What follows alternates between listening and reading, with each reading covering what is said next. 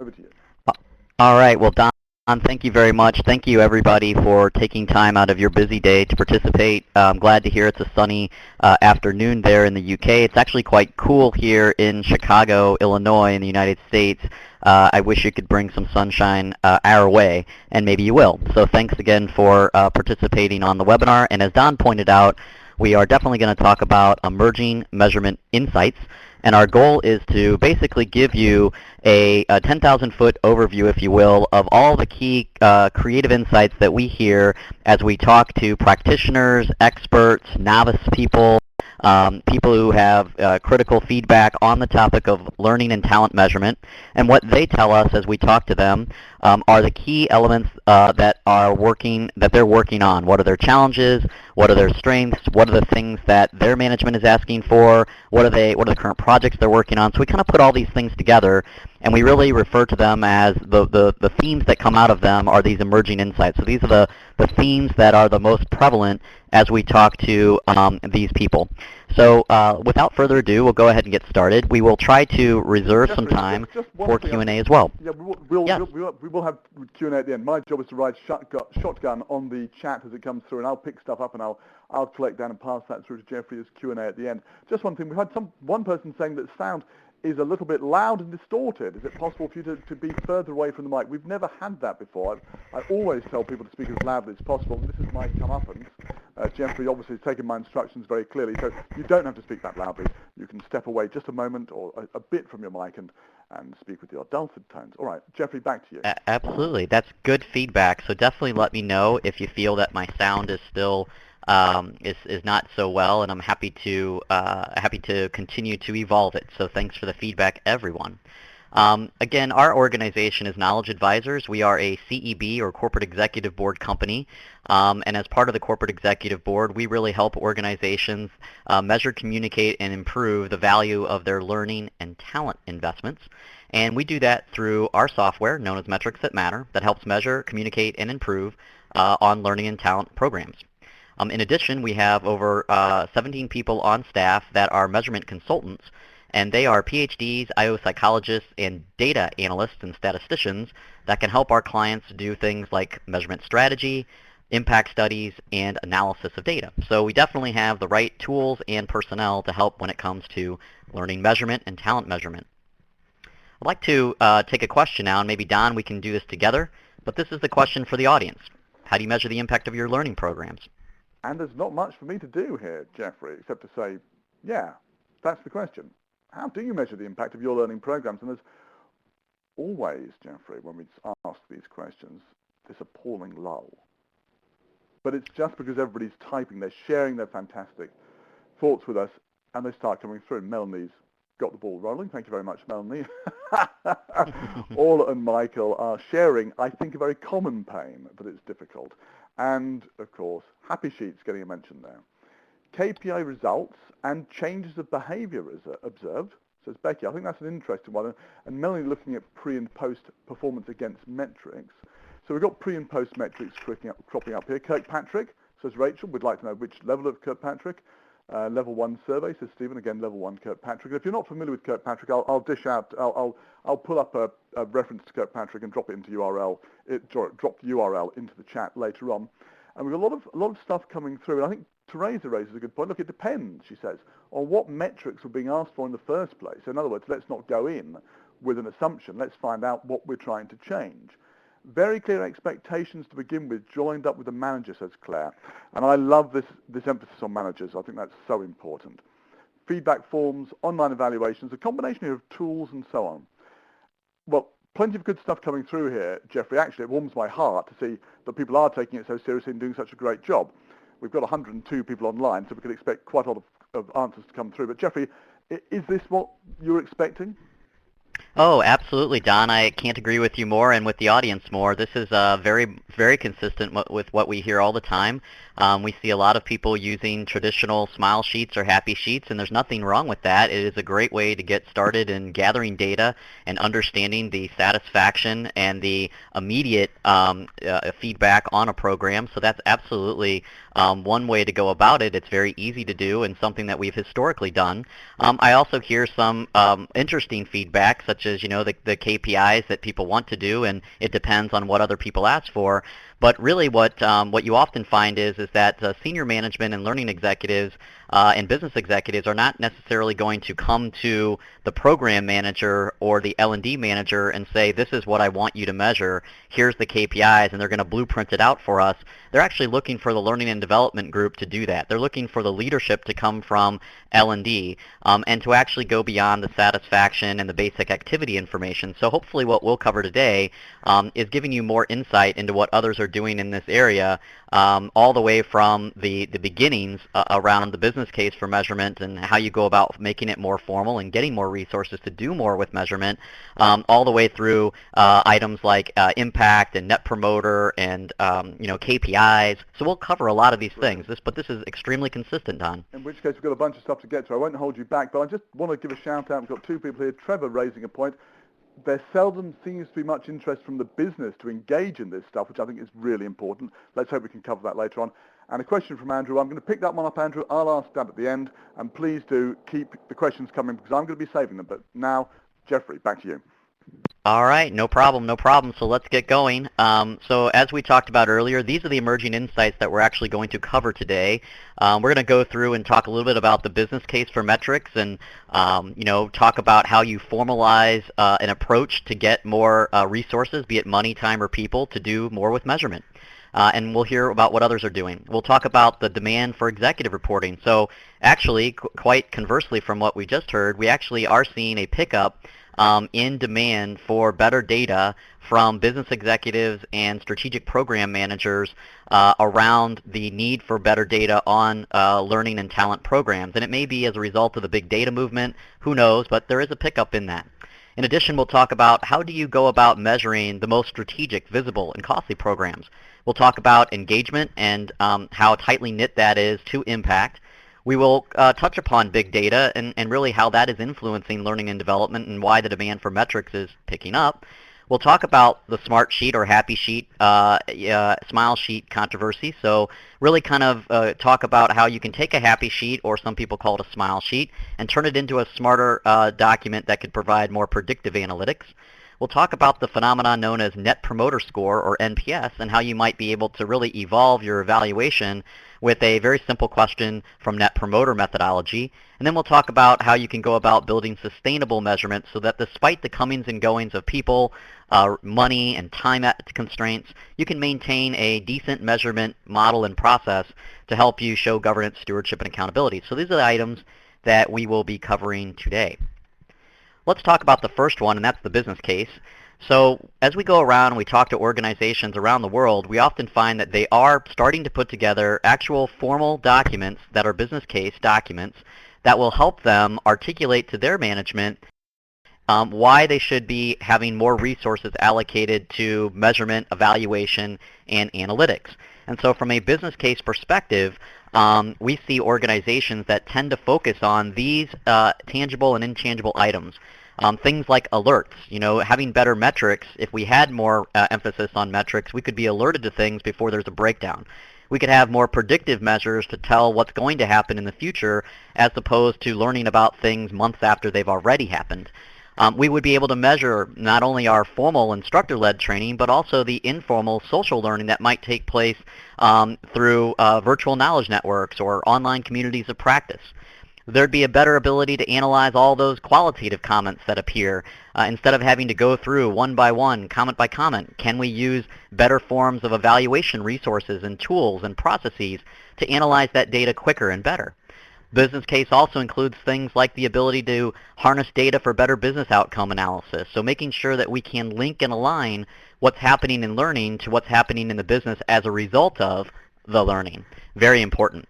We're also talking about, in your traditional business cases that many organizations put together, they reference cycle time, being able to report data in an automated way to get data quicker to the decision makers when they need it. You'll also hear in any business case the notion of cost savings, which is that if you're able to measure something, you're going to manage it better, and by managing it better, you might be able to reduce the administrative time on certain things and also be able to optimize the data better for performance improvement.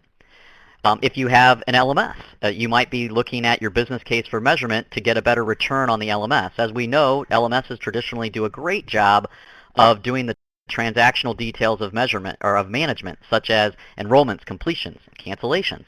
However, having a measurement component integrated with the LMS could give you better data coming out of the LMS in terms of effectiveness and impact, and therefore increase its ROI.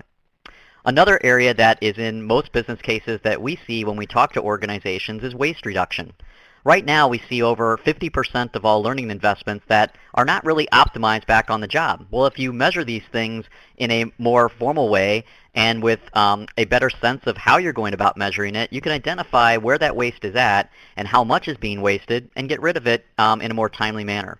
And then finally, to really conclude on business case, it's really about insights. If you can put data that is meaningful, valid, credible, and reasonable in the hands of a decision maker when they need to make a decision, you're going to be giving them what they need to run their business better, whether it's putting data in the hands of a strategic program manager, a business manager, an instructional designer, whoever needs the information to improve their part of the business is what we're really looking for when it comes to data, doing it in a practical, scalable, and repeatable way.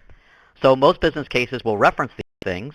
However, we also see a lot of business cases that go beyond that and actually take on a financial component. For example, you'll see business cases that will actually quantify in monetary terms how much performance increase can be due to a learning intervention, how much scrap learning can actually be reduced, and in monetary terms, what does that mean back to the business, and how much reduced in administration can occur if we're able to automate through tools and technology measurement that many people might be struggling with in a manual way today. Now on this webinar, I'm not going to go through each of these three areas, but I can say for certain that on our public website at knowledgeadvisors.com, there's an ROI calculator. And you can actually plug in your estimates on what you think could be your changes in performance, in scrap learning, and in administration. And the calculator will then calculate your return on investment for measurement using some adjusted algorithms based upon assumptions, such as the assumptions we reference here. They're built into the calculator. So I would encourage all of you, if you are trying to build a business case, not only do the intangibles, which we talked about, but consider putting together some quantitative elements around how much could the monetary value of performance change, the scrap value decrease monetarily speaking, and how much administrative effort could we improve upon monetarily through having better measurement tools and technologies. And again, the calculator that I reference here will be a great resource for you. So definitely consider that. Another emerging insight that we hear a lot about is the notion of key performance indicators. And I know in the question that we just asked people at the beginning of the webinar, I saw several responses focusing on KPIs. So with learning and development and talent development, we've actually been in a very blessed and fortunate position to have talked to chief learning officers and VPs of learning and development and talent development for many years. And at the end of the day, I see a lot of consistency in their responses on what are the types of performance measures that learning and development should be reporting and showcasing and having dialogues with management about. So I'm going to share with you what they are, and they actually fall into three simple categories: efficiency, effectiveness, and outcome. An efficiency measure is really answering the question, how much did we train? An effectiveness measure is answering the question, how well did we train? And an outcome measure answers the question, was it aligned to the business outcome that it was meant to improve upon? So let me give you some examples to make this more clear. Outcome measures are probably the most important measures of the three that when we talk to learning executives, they believe. They usually come from business systems like sales systems, CRM systems, finance and accounting systems, operational systems, and so on. And they are representing the actual business result data that you can trend along lines with the learning program as it's happening afterwards. You can also compare business outcome data of a learned or trained group to a control group who didn't have the training. You can also get creative in your evaluations to gather information on indicators of outcome linkage and alignment. So there are many ways that you can align learning to a business outcome, but it's very important to do that in one way or another. The second type of KPIs, again, are the effectiveness metrics, and When we talk to L&D leaders, they primarily get this data from evaluations, tests, assessments, and surveys. And most of the time, you're looking for things like quality of delivery, knowledge gain, application to job, sometimes business alignment on the surveys, maybe a little bit less in-depth than the outcome metrics section, and then an overall assessment of value. So was there good value from the program in the eyes of the program sponsor or the delegate? So all those things are around how well we did. And then finally, there's your traditional efficiency metrics, which tend to come from learning management systems, and they can give you things like enrollment rates, completion rates, and cancellation rates, as well as some financial information, such as actual to budget for particular programs that had certain budgets allocated to them. Taken as a whole, these form a mutually exclusive and collectively exhaustive way of reporting KPIs to your management. And they also create a great dialogue with key stakeholders around these metrics. So they're not necessarily one type of metric, but a combined family of metrics. The other thing I'll point out is, while I give examples of these metrics here, it doesn't necessarily mean that more is better. Actually, balance is better. So if you had one or two metrics in each category, but you covered each category, that is far better than having 30 metrics or 10 metrics in just one category. I hope that makes sense. So at the end of the day, that would be something you want to think about. It's certainly something that's come up in our emerging insights as we've talked to senior L&D leaders. Another thing that you're going to want to think about, especially in today's world when you try to do the best that you can to communicate your metrics to executives, both within learning and talent and outside of it, is to get creative in how you do it. And most executives today really like the notion of dashboards. Dashboards are something that they use in many lines of business, from finance and accounting and sales and marketing and operations and IT as well. They have different measures presented in a visual, concise, and consolidated manner to help the business understand the data in a summary way. So what you're seeing here is a simple dashboard example from our system, Metrics That Matter, and we have examples of the efficiency, effectiveness, and outcome measures in one visualization. You see the effectiveness measure of number of participants, i.e. how much we did, in the upper left. You go to the upper right and you see a value rating off of a effectiveness KPI from a survey or a evaluation. And then the bottom two are outcome measures that we might have imported from other systems. A leader performance rating could have come from a performance management system, and a report engagement score could have come from my HRIS system. So my bottom line is that you can do in one visual what you might not be able to accomplish in an entire Excel spreadsheet or workbook. And busy executives today are really looking for the summary data, and you can interpret that data very easily. For example, if I take a look at the number of participants, I can see that the needle is pointing to 70, which is not quite where I would like to be and have exceeded my goal, but it's also not where I'm at below goal. So the easy visualization of things like dashboards help people interpret the data very easily and very succinctly. So we would highly recommend that you consider presenting your metrics in a way that is conducive to the person who needs to use them. And that's something that we see a lot of L&D people working on very hard right now, just as much as they work on the KPIs themselves, actually.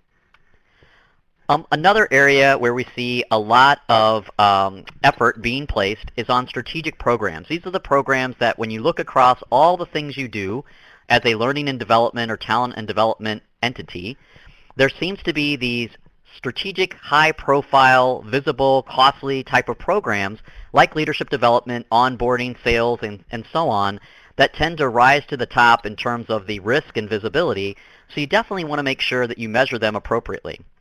Well, when we've gone around and talked to many organizations about how they measure these programs, how do you measure your leadership programs, how do you measure your onboarding programs, their most visible sales effectiveness programs, we tend to see these 10 things come up more and more. So let me go through these very briefly. For example, identifying the KPIs. We just got done talking about that, making sure that you know what efficiency, effectiveness, and outcome measures you're going to be putting together as a result of that program. The second thing you want to do is take advantage of a Smartsheet versus a Smile Sheet. We'll talk a little later on this, but the bottom line is that a Smartsheet is asking questions beyond level 1 satisfaction. They may ask questions around, will you get impact? When will you get impact? What will be barriers to the impact? Will the manager support you on the job?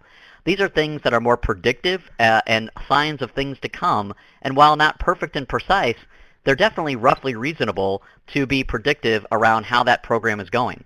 In addition, you'd want to look at a communication plan, so telling people when they're going to be measured, how they're going to be measured, and what you're going to do with the data. It goes a long way to get good response rates. We already talked about the dashboard. I gave you an example of one, and you definitely want to plan for one for your most strategic programs. In addition, you can certainly take a look at doing things like executive reports.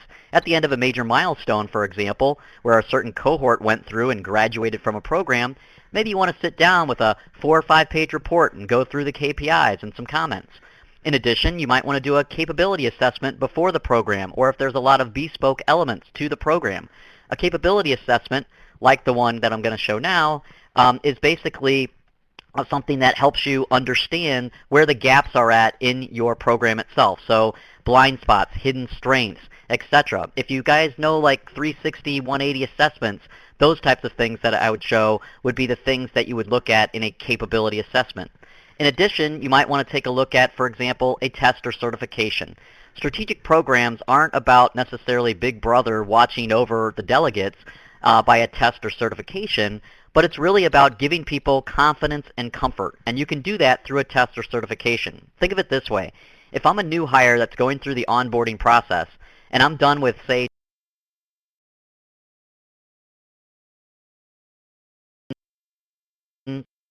test that basically says, hey, look, if you get 8 out of 10 of these, that means we're really confident that you can do your job. That gives them confidence, and it gives their manager confidence, and it also gives some validation to the onboarding program that they just went through. So it accomplishes a lot more than just oversight and really instills confidence in what they need to do. You also want to make sure that you are not forgetting the sponsor of these strategic programs. They may not be the managers or the delegates themselves. They may be people that are holding the budget, and you want to make sure that you gather sponsor satisfaction data from them, because sponsor satisfaction data is very important, and we recommend doing that in either an interview or a very succinct survey of 10 questions or less. You also want to think about on-the-job reinforcement, and I'm going to talk about that in a little bit, but basically that's linking the manager and the employee after the training intervention has happened, because that's where the biggest downfall to impact occurs. And you want to mitigate that risk through some on-the-job reinforcement tools. And then finally, if you have the time and if you need it, do a business impact exercise. Maybe take a look at a group of people who were trained versus those that weren't. What was the difference? Take a look at what they did historically a year ago versus now. Those are some things that are easy to do and can give you some good quick wins on looking at impact and alignment. I did say that I would touch upon for a moment the notion of manager engagement and engaging the manager and the delegate. I want to do that now because it's certainly something that's a major insight, especially for strategic programs. When you're talking about a major investment in a strategic leadership program, sales program, onboarding program, it's visible to the organization. We see the greatest risk with impact not being achieved when the person goes back on the job and they basically just do what they did before with really no intervention from the manager, no support from the supervisor, no tools, no resources. It's basically just my pile of work is the same where it was when I left. I'm going to pick it back up. Unfortunately, you as a learning and development leader need to take ownership of this. We recommend using tools and technology to make it easy to align the learner and the manager for many months after the program has subsided. What we recommend is a simple portal or something easy to use where they don't have to learn a new user interface or log in and read a help guide. And it basically would simply ask them, for example, how they're doing against their goals.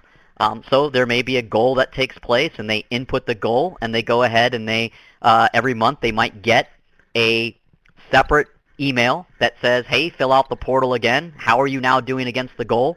They input the number and they qualitatively indicate how they're doing as well. So my point here with this is that you want to leverage technology to engage managers and employees of strategic programs so that at least once a month for 6 months after a program ends, the both of them are working on goals against actual, and they're sharing qualitative feedback through the portal on what's working and what's not. Believe it or not, that can have significant amounts of impact towards your business alignment and the business results you hope to achieve. So we'd really, really recommend that. Let me give you an example of that in practice just to put an exclamation point on this important point. For example, We worked with a major consumer packaged goods firm, and there were actually two groups within the sales territories that came to the identical training that occurred the same week. After the training was over, one of the two sales teams used the reinforcement on-the-job tool and technology I just mentioned. After it was done, they found that the results were dramatically different. In fact, over a period of time, the group that used the reinforcement tool had a 67% change in a progress towards goal versus the group that did not use the tool only had a 33% change in progress towards goal. The bottom line is that they attended the identical training by the same instructor with the same content. The only difference was one group every month did a check-in to quantify how they were doing against their goal and to have the manager review that performance and comment on the performance and where they could help the individual get better. Yeah. And you can see the results are very dramatically different. Jeffrey, a quick question here, which I think I never normally interrupt people, but it's pertinent at this point. Julie asks, for a bit of clarity about the goals, are those learning goals or business goals? And I'm guessing that, of course, they could be the same, but could you give us some more detail about what the goals they're working towards were? Yeah. That's a great question. I'm so happy you interrupted me because it was a definite business goal. I mean, here we're talking about the business. We're not talking about learning goals. And the actual business goal in this particular one, it was a training program where they were changing the way that they price and negotiate and contract with their retail customers. Okay. And every single individual employee on the sales team, on both of these regional sales teams, had to talk to 8 customers a month to basically educate them on the new contract process that was going to take place. And if they did not do that and they just sent a new contract when their contracts were up, they could have a lot of customer dissatisfaction. And so all they did is they used the portal, and they would go into the portal, kind of like what I'm showing on this screen, and they would simply enter 8.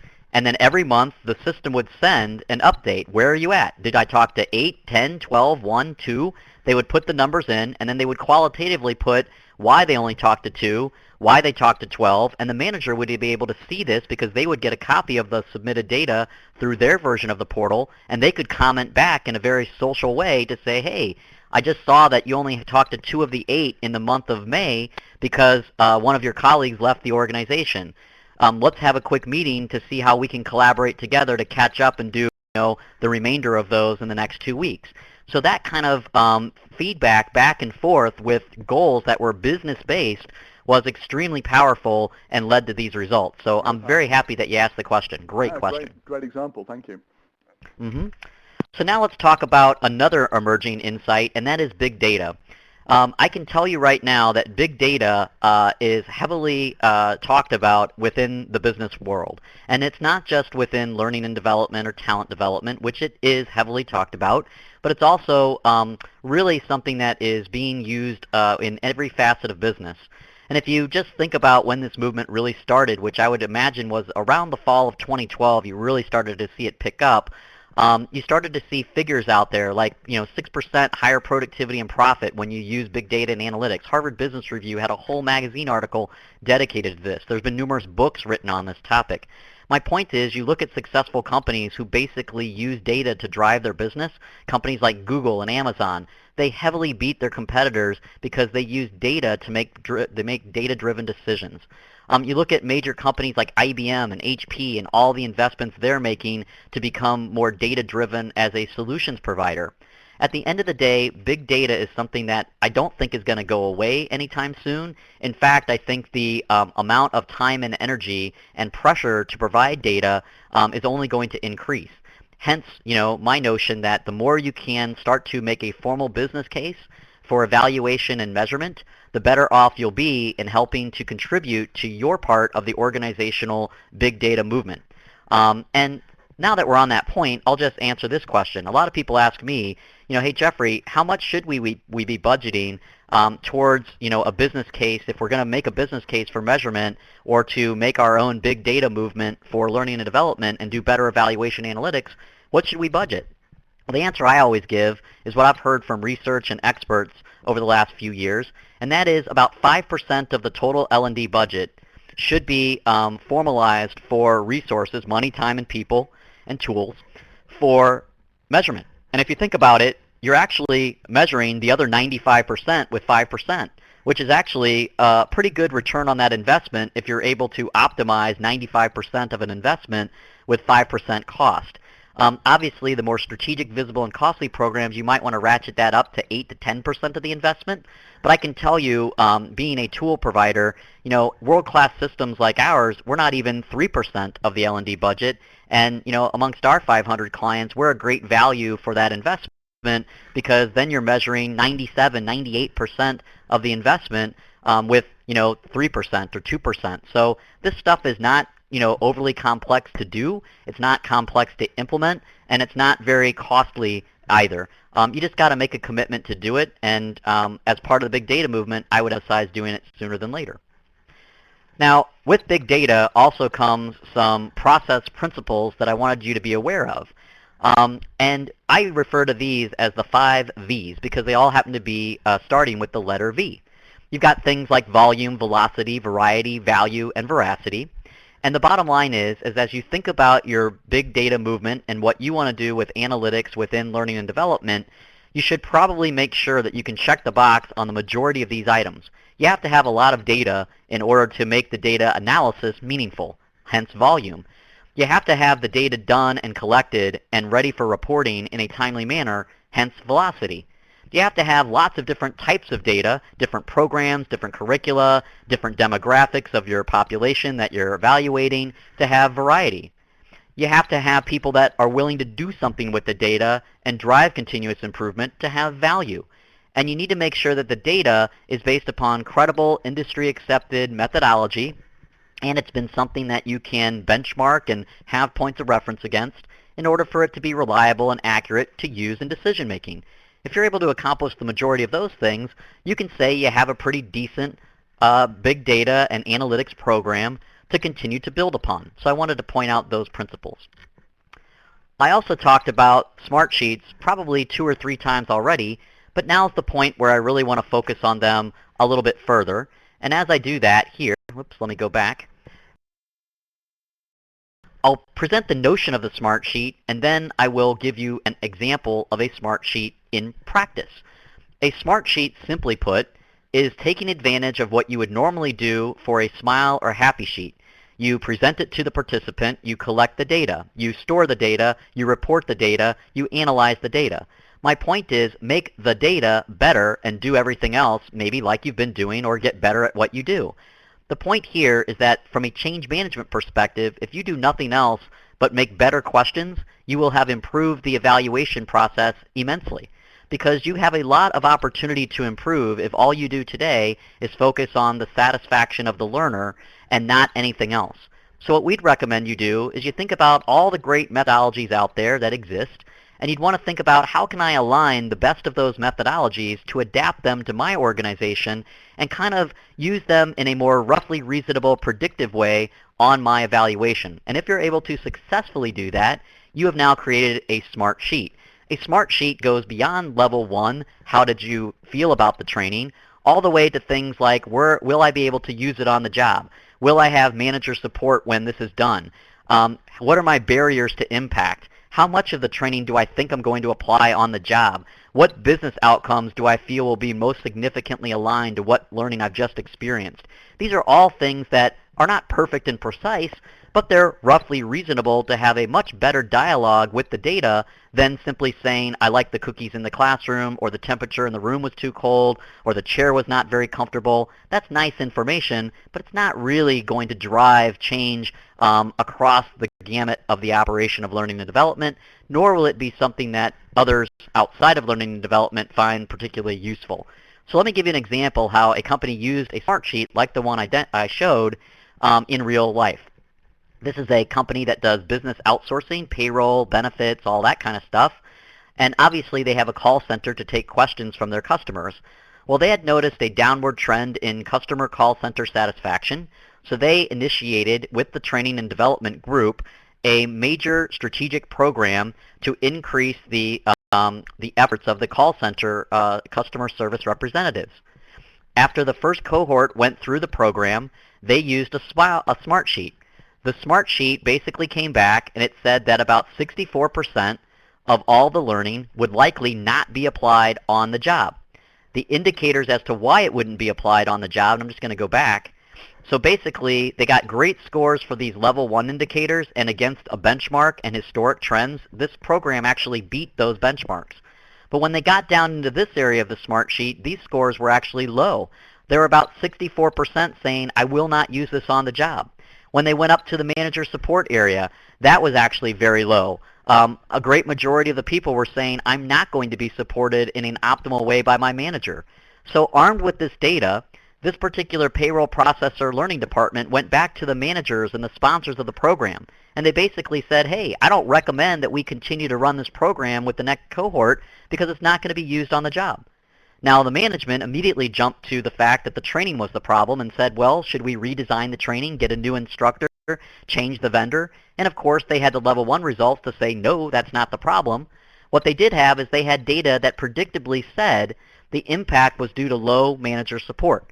So they actually engaged the managers in some performance-based coaching to show them what they needed to do to support learners back on the job to optimize that performance.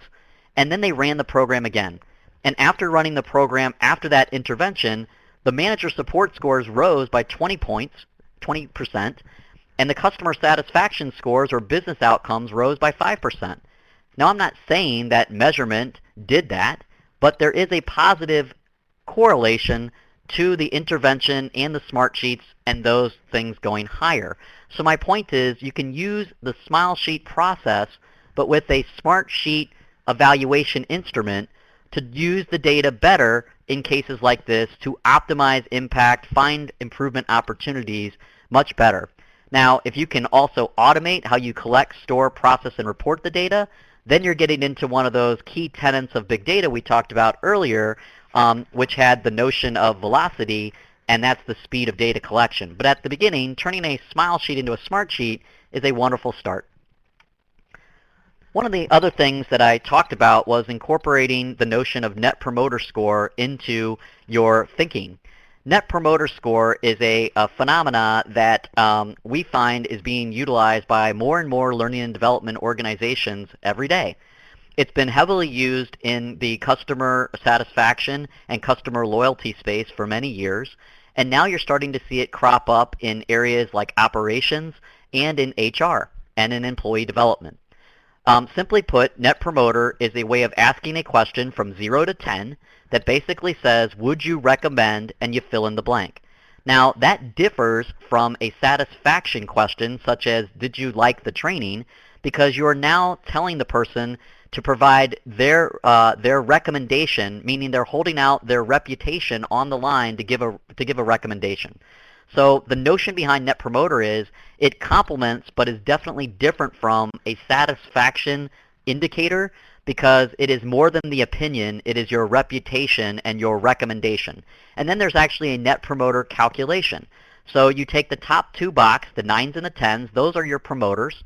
You take the 6s and below, those are your detractors, and you subtract the difference between the two and you get a Net Promoter. So you might be able to then go about understanding your data. And so from a learning and development perspective, what we found is if you have a Net Promoter Score of 20%, that's not too bad. You can see the benchmark is around 19% in our system from a learning and development perspective, but maybe a particular cohort that went through a sales program had a negative Net Promoter Score, meaning that there are more detractors than there are promoters. That's an alarm that you need to start to make some change. What Net Promoter also does is it promotes a closed feedback loop. And what we mean by that is that it encourages the team to kind of sit down, review the Net Promoter Scores, and ask themselves this question. How do I get the fence sitters, who are the 7s and 8s, to move to the promoters? And how do I get less detractors? Can I contact each detractor and figure out what made them, so much against recommending us to somebody else? And again, that's all about continuous improvement. So I would argue that you could add that to a Smartsheet to really complement what you already have. I would not recommend simply throwing everything else away and just doing Net Promoter, but it does add a very good element of value to the overall analytics if you have it. So highly recommended, very easy to do, one question. And if you have a follow-up question, which is a verbatim question, why did you rate it the way you did, that even adds more value. Jeffrey, you've pricked a couple of people's interest here with the NPS. It is a powerful tool. It's something also, of course, which managers, other people in the organisation typically are familiar with. It doesn't need an introduction. It has the advantage, of course, of immense simplicity. It's very clear what it means. Two questions. Firstly, could you just go through the calculation again? How do you end up with your Net Promoter Score? What do you subtract from what? Yeah, absolutely. Great question. So say, for example, I gather data from, I don't know, 10 people. And of the 10 people that fill it out, we potentially have, let's just say that we have 6 out of the 10 give me a 9 or a 10. Those would be called our promoters. And that means 60% of the population, or 6 out of 10, are promoters. Let's say, for example, that 2 of the people gave us a 7 or an 8. That would be 20% of the population doing that. And let's say 2 additional people gave us some score between a 0 and a 6. That's 20%. What you would do is you would subtract the 60% that gave us the 9s and the 10s from the 20% that gave us the 0 to the 6, and you get a net number which is 40%. That's how you calculate Net Promoter. Now you can see it's very obvious that you could get a negative Net Promoter. So let's just say in my example that instead of 6 people giving a 9 or a 10, we had 6 people giving us a 0 to 6. So that was 60%. And maybe I have 20% giving me a 9 or a 10. Well, if I take 20 minus 60, that's a negative 40. So you can easily see how you can get negative numbers through the calculation as well. Does that make sense? It makes sense. I mean, I'm familiar with NPS. I'll drop a URL into the chat in a second just to give a bit more background information on that. A couple of more questions.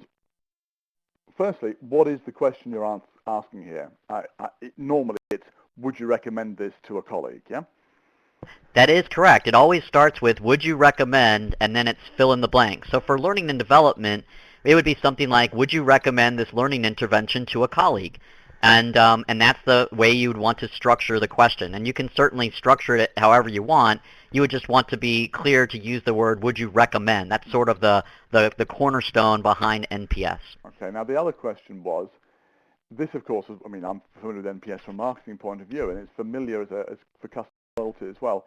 But Andrew Jacobs asked, how does that become relevant for us in L&D if this is more a measure of loyalty than of impact? Yeah, because at the end of the day, I'm not saying that you do not measure impact. I'm saying that in addition to measuring impact, Net Promoter as a measure of loyalty is very powerful because it does provide an overall all-encompassing sort of one number that can really be very powerful in saying what do people really think about the totality of what you're doing from a recommendation perspective.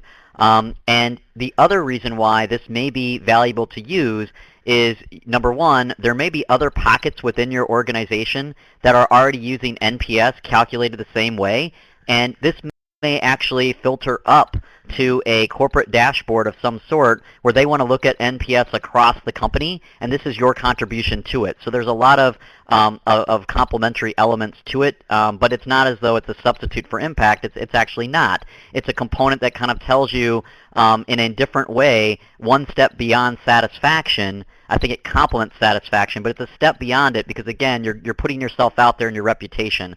And I think that it's worthwhile to do, and the fact that more companies are doing it lends itself to the fact that you're going to see some more benchmarks. We actually have a lot of benchmarks in our Metrics That Matter system on this already. Cool. Let's not do any more questions here. We could probably talk about NPS for an entire hour, but please carry on, and we've got lots of questions lined at the end. Go on, Jeffrey. Yeah. So thinking of NPS, I have one more comment on that, and that is from a learning and development perspective, I would recommend leveraging your Smartsheet evaluations to not only focus on NPS for the particular training intervention like we talked about, but taking it up a notch strategically. So here's a question that you might ask at the organizational level. How likely are you to recommend the company based on the learning and development experiences available to you? So my point is that's actually looking at it from a more strategic perspective, not a class or tactical perspective. So think about using NPS both at the strategic level, not just at the class or tactical level, and you might get a whole lot more out of it. In addition, it's a very easy percentage to visualize. You can see here that I've got a Net Promoter graphed on a dial gauge dashboard, which again, sometimes you want to make sure that your visuals are just as memorable as the data and the KPIs themselves so that they're used. So that's the points there. And then as we sort of start to wrap up today, I want to point out that measurement is about a journey. It's pretty much a crawl, walk, run journey, but a journey nonetheless. And at the end of the day, it's about sustaining what you've put in place and letting it grow over time despite the comings and goings of people, resources like monetary resources, and time resources as well. So based upon our research and based upon what we see in the marketplace, we find that these elements that I list here are the most predominant factors that if they exist, you are going to sustain your measurement process despite the comings and goings of these resources. And where they do not exist, you have less opportunity to sustain and grow measurement. Things like having a strong leadership that supports measurement is going to be one obvious factor to sustaining it. Another factor is having defined roles and accountabilities for who's going to own measurement. Making it part of everyone's job just doesn't work, and in fact, in this day and age, we oftentimes find that there is an analytics person on the L&D team, and sometimes there's a whole separate L&D analytics team. In addition, you want to have skills around analytics on your team. You may have great program designers and great instructors, but if you don't have people that know how to use data and work with data in a business reasonable sense, not necessarily a statistical sense, you're going to want to build that resource. In addition to sustained measurement, you're going to want to have your consistent processes, technologies, and tools. These are things like our system, Metrics That Matter, where you might be able to collect, store, process, and report the data. It's going to make it a whole lot easier to sustain it. In addition, you're going to want to have standards in place. A standard Smartsheet, as opposed to an ad hoc Smartsheet that people create on the fly, is going to be much better for consistency and comparability and benchmarks. You're also going to want to standardize on a consistent and single point of analytics with integration to other systems. For example, the best integration is to the learning management system. So whatever you're doing from an analytics perspective, you want to make sure that you're integrating it with what's going on in the LMS so that that data passes over cleanly. In addition, you would sustain measurement by having a strong desire to use the data. Now, we talked about this when we talked about the big data model, because if you have people that simply don't use the data, this is quickly going to fizzle out as a flavor of the month, and you won't use it anymore. The eighth reason is culture. I believe that if you do the other 7 factors, you have created the culture that will sustain measurement. Culture just doesn't get created by waving a magic wand. Therefore, you have a culture that will drive measurement sustainability by doing the other things I just spoke about. So please, by all means, keep in mind, where is your culture at today? Where are you at in sustaining measurement today? And you want to build upon those key attributes that I list here so that you can get better and really strengthen that muscle that your organization may need to start working out more when it comes to measurement and analytics. So at the end of the day, before we turn it back over for about 10 minutes of Q&A, what I would like to do is tell you this. If anybody on the line would like an example of a business case template, a strategic program white paper, and a paper that discusses big data a little better, just send me an email, and I'll be happy to do that. My email is jberk@executiveboard.com, and my contact information is listed here. And I would be more than happy to get those to you in electronic form within the next business day.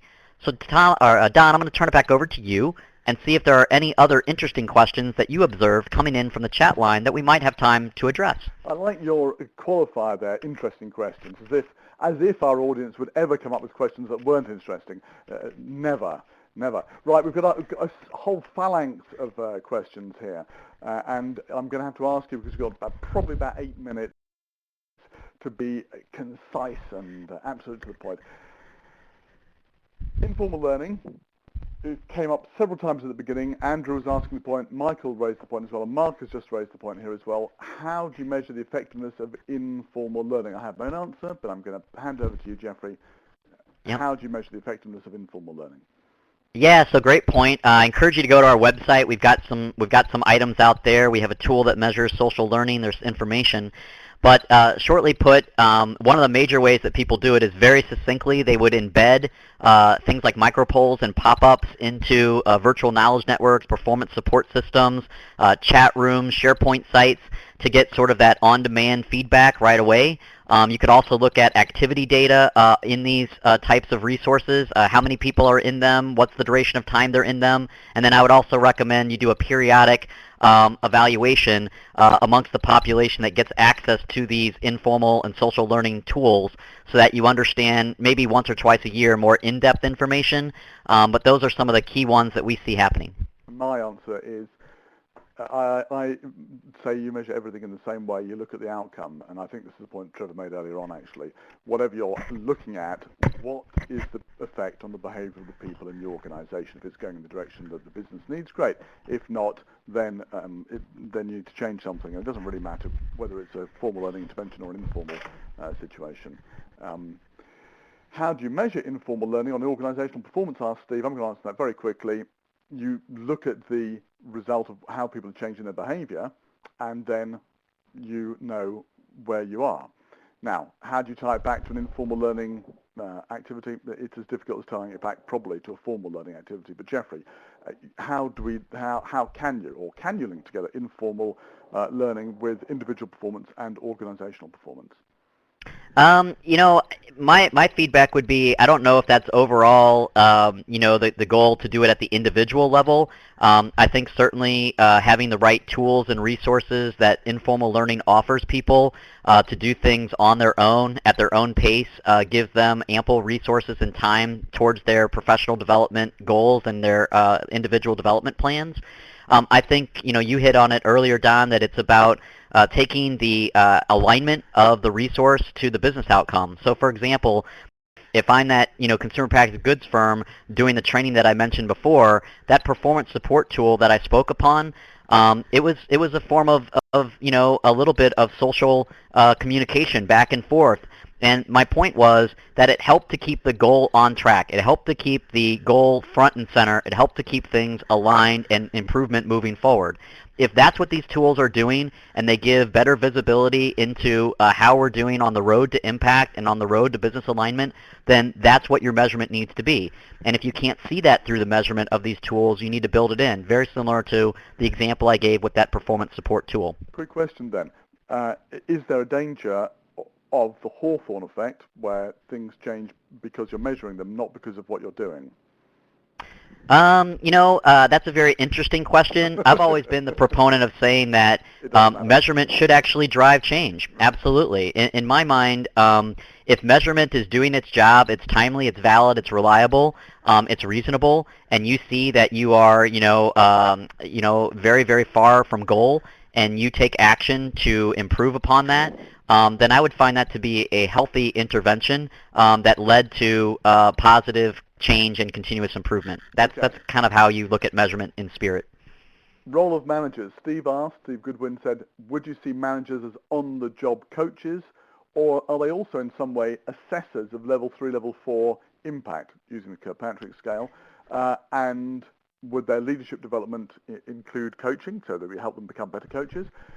Julie Woodward asks, what approaches do people take to educate managers on their role in helping to embed and measure the impact of learning? So a sort of broad question there, but can you give us 30 seconds on the impact and role of managers?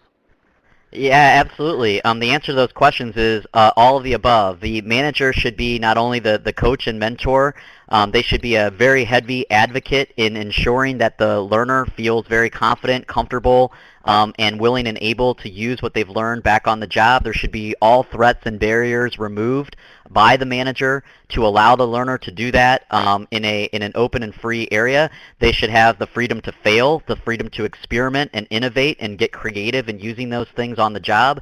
They should have the openness and willingness and proactivity to sit down with the learner either virtually or in person or through like the performance improvement, little social tool that I shared earlier, to express opinions, provide feedback, share goals and objectives towards performance.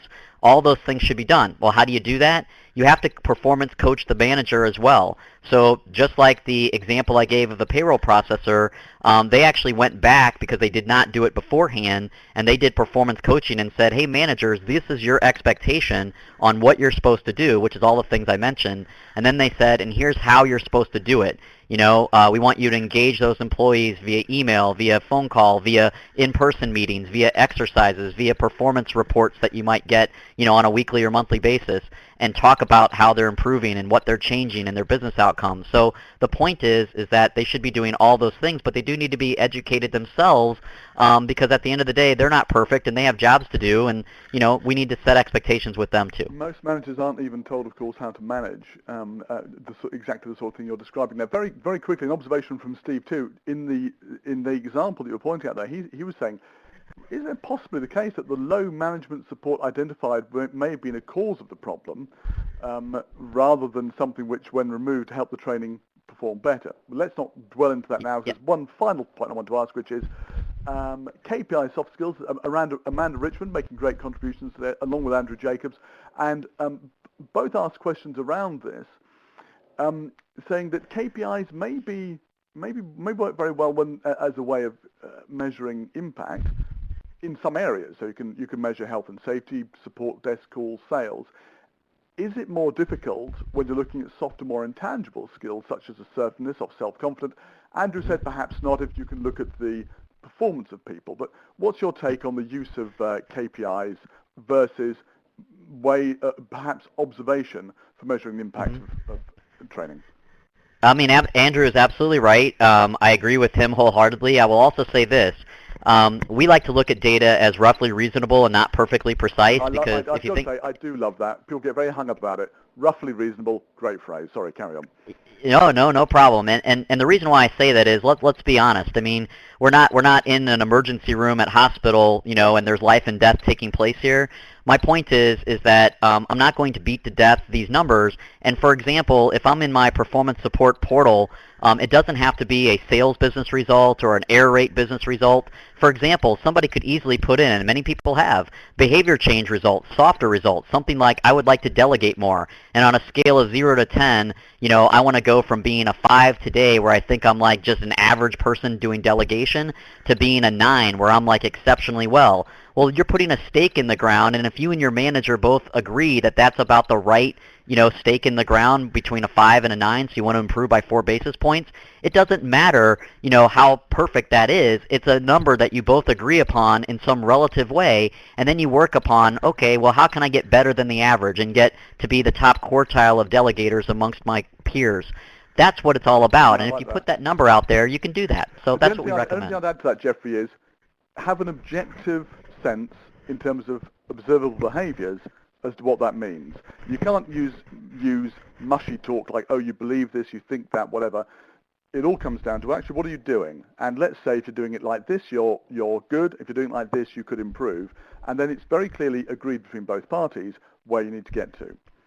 You got it, Don. And I would say that, if you put that in writing, like maybe I say I'm a 5 today because I can go back to a detailed 360 report that just took place last year, and it might say that for delegation skills, that's where I was relative to my peers. So I know that's my starting point, and I know where I need to get. So you're right. You want to have a goal that is, it is based upon something that both parties find constructive and objective. Exactly. It's like doing your press-ups in the morning. You know exactly how many you've done, and the next morning you try to do one more. Look, we could keep going all day, and it's great, fantastic amount of information and thought here from Jeffrey. Great input, as always, from the people in the room. I want to thank everybody who's contributed. As Victoria and others have pointed out, a lot to reflect on. Yeah, a lot to think about here. So thank you very much for your contributions, everybody, and of course to Jeffrey for leading it. Listen, this is a sad moment because this is the last of our sessions for this season. We have the summer break. It being Europe, of course, our summer break lasts from now until the end of August. All the recording, everything else, will be available on the website, learningandskillsgroup.com. Recording, slides, web chat will be available there. I love Kate's reaction. No, it's too sad. That's a delightful reaction, Kate, but it's lovely weather outside, and I'm sure that you'd much rather be in the sunshine than listening to me talking. Although, actually, Jeffrey talking is a viable alternative. If you enjoyed it, please use the hashtag LSG webinar, and I hope to see you back here in the room, same URL, on the 4th of September. I don't know who we have yet, but we'll have our session titles and synopses up on the website, learningandskillsgroup.com, for you to read. 4th of September, I hope to see you again after the summer holidays. In the meantime, one last time, thank you very much, everybody, for your contributions to what's been a very exciting and interesting session. And, of course, thanks again to Jeffrey Berk of Knowledge Advisors for leading it. Jeffrey, thank you very much. Thank you. Bye.